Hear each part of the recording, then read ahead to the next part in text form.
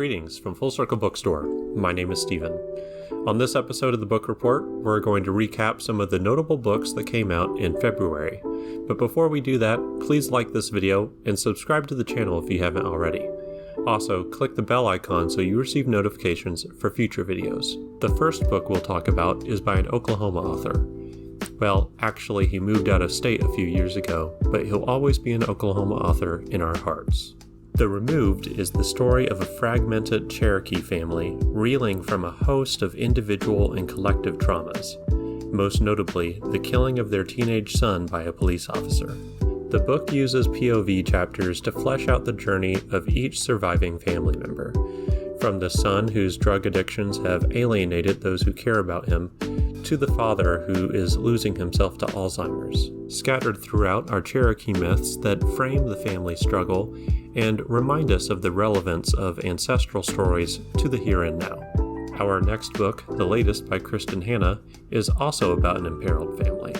In The Four Winds, a wife and mother must decide whether she will stick out the Dust Bowl and remain on her land or seek greener pastures in California.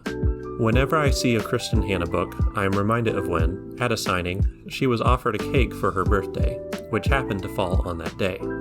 At the time, she was avoiding grain, which I guess is ironic because this book has wheat on the front jacket. Anyway, I ended up getting the cake. If you've enjoyed Hannah's past work, you'll enjoy this. It has the same blend of family, romance, and historical drama that made her past work so successful.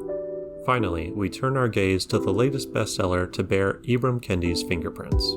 400 Souls is a single-volume account of African American history, the product of 90 authors, each of whom tackles a different time period or historical figure in a brief essay. The scope of this book is massive, spanning from when the first slaves made landfall in 1619 to the Black Lives Matter movement. One would think reading such an ambitious book would be a serious undertaking, but its accessibility is actually one of its strengths.